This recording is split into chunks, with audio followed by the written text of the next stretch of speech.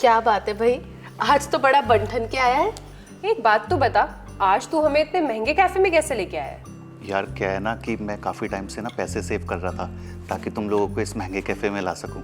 और ऐश्वर्या, मुझे ना तुमसे कुछ बात भी करनी थी। ऐसी क्या बात करनी है तुझे जो तू इतना खर्चा कर रहा है? कॉलेज में तो तुझसे 1 रुपए नहीं निकलते। क्या बात है भाई? हाँ बताओ, क्या बात करनी है? एक्चुअली काफ़ी दिनों से कुछ बात करना चाहता था लेकिन हिम्मत नहीं हो रही थी, इसलिए तुम्हें यहाँ पर लेकर आया हूँ। हाँ तो बोल देना, तुझे क्या बात करनी है, बोल आगे।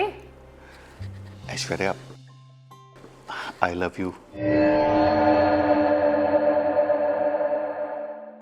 बहुत दिनों बाद हिम्मत जुटा के बोल पाया हूँ और आज ना मेरी नई जॉब भी लग गई है, तो मैं बहुत ज़्यादा खुश हूँ। दिन से अच्छा तो कोई दिन हो ही नहीं सकता है, तो क्या तुम मेरी गर्लफ्रेंड बनोगी? हाथ छोड़ मेरा।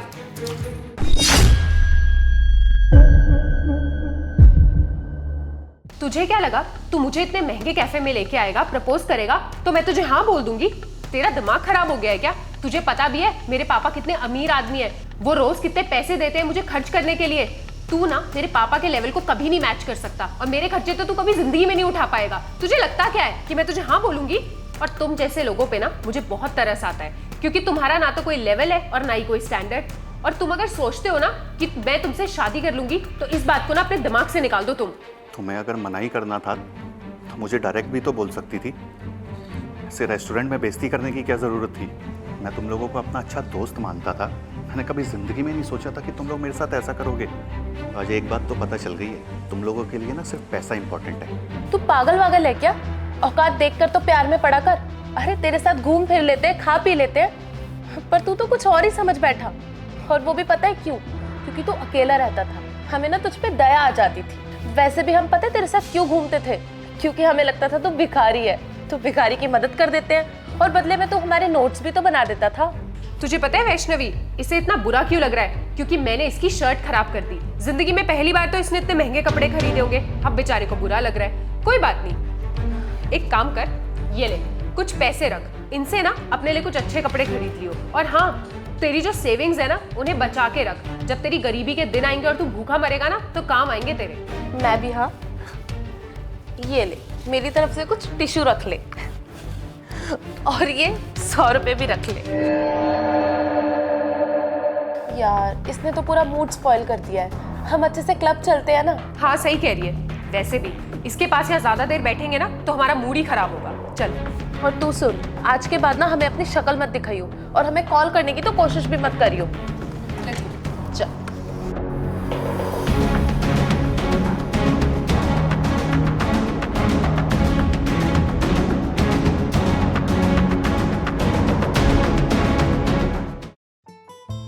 पापा, मैं कब से यहाँ पे उसका वेट कर रही हूँ, लेकिन यहाँ तो मुझे कोई नजर ही नहीं आ रहा। मैं क्या यहीं वेट करती रहूंगी क्या पूरा दिन? कहाँ है वो? तो क्या हुआ, वेट कर ले, आ जाएगा।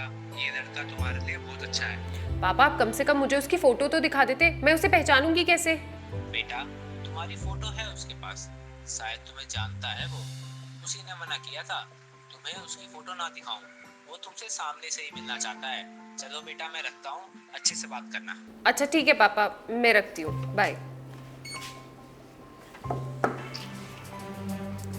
अपूर्व, तुम यहाँ पे? हाय ऐश्वर्या। हाय। एक्चुअली मैं ना तुम्हें पहचानने की कोशिश कर रही थी, फिर मुझे याद आया कि तुम तो वही अपूर्व हो जिसने मुझे प्रपोज किया था।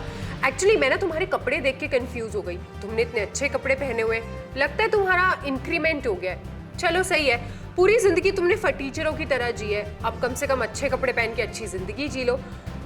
वैसे तुम यहाँ पे क्या कर रहे हो? कहीं तुम यहाँ पे वेटर की जॉब तो नहीं करते?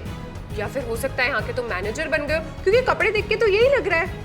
हाँ, इंक्रीमेंट तो हुआ है और काफ़ी अच्छा भी, जैसा तुम सोचो।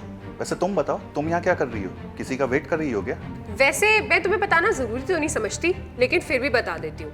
मैं यहाँ पे अपने होने वाले हस्बैंड का वेट कर रही हूँ, और तुम्हें पता है वो कितना बड़ा बिजनेसमैन है। मुझे जितनी भी क्वालिटीज चाहिए ना एक लड़के में, वो सारी उसमें है, और उसके पास बहुत सारा पैसा भी है। उसके पास ऑडी, जी वैगन और भी बहुत सी बड़ी बड़ी गाड़ियाँ हैं। एक बहुत बड़ा बिजनेस है, वो मेरे सारे खर्चे उठा सकता है। और हाँ, मुझे वो टाइम भी याद है जब तूने मुझे प्रपोज किया था। कहाँ तू फटीचर और कहाँ मेरा होने वाला हस्बैंड। तुम जैसे गरीब लोगों को तो ना इतने बड़े सपने देखने का भी हक नहीं है। आया बड़ा मुझे गर्लफ्रेंड बनाने वाला। वैसे तुमने अपने होने वाले हस्बैंड को देखा है? नहीं, देखा तो नहीं है। आज मैं उससे पहली बार मिलने आई हूँ। तो फिर देख लो, तुम्हारे सामने ही है। मेरे सामने मतलब? और तुम मेरे होने वाले हस्बैंड को कैसे जानते हो? ऐश्वर्या, वो कोई और नहीं, मैं ही हूँ। अपूर्व, तुम और मेरे होने वाले हस्बैंड, तुम पागल वागल हो गए हो क्या?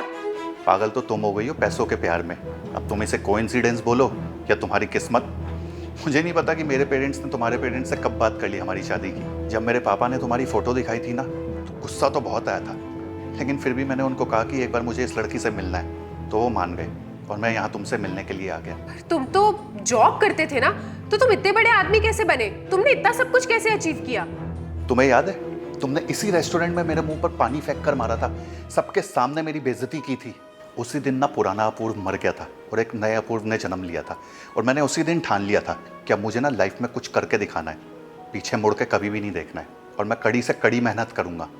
और सच बताऊं ना, तो मैं तुम्हारी जैसी लड़की डिजर्व भी नहीं करता, और ना फ्यूचर में कभी करूंगा। और अच्छा ही हुआ कि तुम जैसी लड़की ने मेरे को ठुकरा दिया, वरना मैं तो कभी यहाँ तक पहुँच ही नहीं पाता। और मुझे गिनवाने की ज़रूरत तो है ही नहीं कि मेरे पास क्या है क्या नहीं है, यू नो वेरी वेल। और मुझे ना शो ऑफ करने की तुम्हारी तरह आदत भी नहीं है, और ना कोई ज़रूरत है। तुमसे मिलने का मेन रीज़न क्या था पता है? तुम्हें सिर्फ एक बात बतानी थी कि जब कोई इंसान स्ट्रगल कर रहा होता है ना, तो उसको अप्रिशिएट नहीं कर सकते, तो उसकी इंसल्ट भी मत किया करो। तो मेरी व्हील पावर इतनी स्ट्रांग थी कि मैं डिप्रेशन में नहीं गया, और ना ही मैंने कोई गलत कदम उठाया। छोड़ो, तुम्हें समझाने का कोई फ़ायदा नहीं है, क्योंकि तुम अमीरों का ना घमंड कभी भी नहीं टूट सकता। तो तुम जैसी घमंडी लड़की है ना, कभी किसी को अपने आगे कुछ समझ ही नहीं सकती हो, समझी? अपूर्व, एक बार मेरी बात। बस रहने दो, क्या बोलोगी अब तुम? सॉरी, मुझे माफ़ कर दो, मेरे से गलती हो गई, यही सब ना? मुझे कुछ भी नहीं सुनना है। एक बार मेरी बात सुनो। जाओ यहाँ से।